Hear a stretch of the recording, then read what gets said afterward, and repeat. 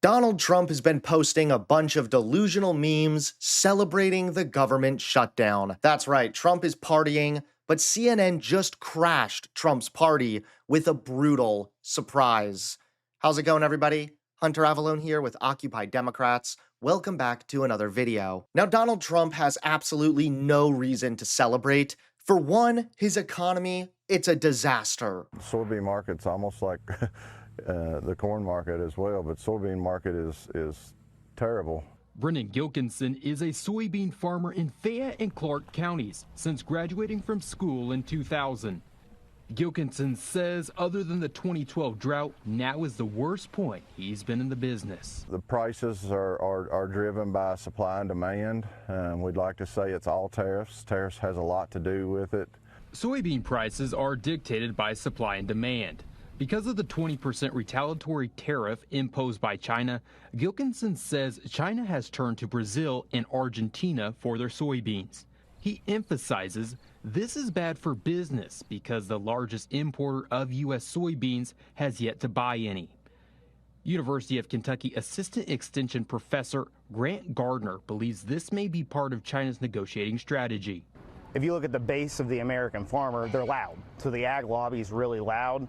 It's going to be in the president's ear constantly. And so one easy way to kind of push back on the United States is to make sure that they're not helping us out by buying beans. Gilkinson says he isn't sure what he's going to do next, but adds he's not giving up. You always fear the worst, but hope for the best. So we'll keep on digging. And now the government is shut down because Republicans can't stop pushing lies. So, Senator, Republicans say what you're really fighting for is taxpayer dollars for, as they put it, illegal aliens. I know that's not strictly true, but there is a provision. Excuse me, not strictly true. It's not true directly, but out lie. It is a flat-out lie. The way that they frame it. There is nothing in Medicaid, there is nothing in Medicare that permits one undocumented immigrant to get $1 of assistance. Senator, if you let me finish the question. Of course, Senator, I'm sorry. Sorry, in the Democratic counteroffer, the proposal for funding, there is a restoration of Medicaid benefits for certain non-citizens that it had been taken away in the big, beautiful bill, as the Republicans put it. Republicans don't think those people should be getting health care on the taxpayer dime. I'm not asking on the merits. Politically, putting that in there exposes you to this talking point, this lie, as you put it. Why put it in there? Why is it worth it?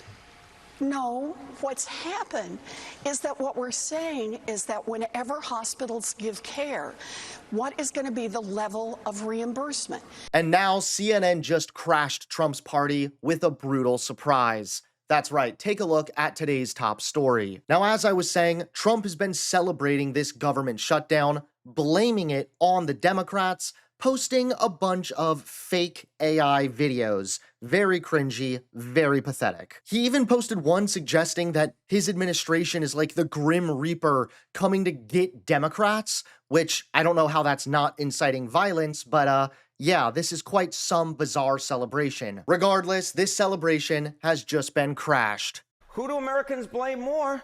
They blame Republicans. The New York Times, by 7 points, they blame Republicans in Congress and Donald Trump.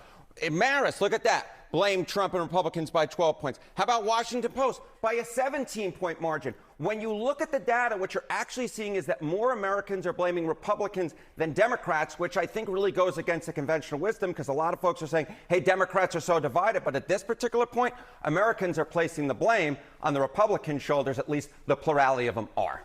All right, so looking at this, does this match up to what we see historically? Like, how is this different or the same? Yeah, this is what I think is so notable here, is we can go back over time, and this is actually a pretty familiar story. What are we talking about here? Blame more at the start of shutdowns, 95, 96. They blame the Republicans more by 16 points. 2013, blame the Republicans more by 10 points. 2018, 2019, blame the Republicans more by 14 points. And right now, on the average poll, you see that the American public are blaming Republicans more by 12 points than Democrats. So this actually lines up with what we've seen historically. When the government goes in the shutdown, at least in prior occasions and in this one, what we see is that more Americans are likely to blame Republicans than Democrats, which again it's why the polling right now doesn't exactly strike me as surprising, despite the fact that Democrats might be messy. Republicans are the ones who are getting more blame because that is what has happened, at least historically speaking. And also because Democrats are like, look, they have all three branches of government. Correct. You know, so that's exactly. I think that's so notable, right? It's the Republicans are the ones who have the House, the Senate, and of course the presidency. Yeah. All right. So what about, you know, at the beginning versus the end of these shutdowns? Because things get really awful for so many people. People notice the services are cut, but you also have the big furloughs. What do you see there? Yeah, I think this is notable, right? I think there might be a lot of Republicans who would say, okay, these are early days yet, right? This is early days yet. But what happens at the end of the shutdown? Does, in fact, the blame change? Well, historically speaking, no.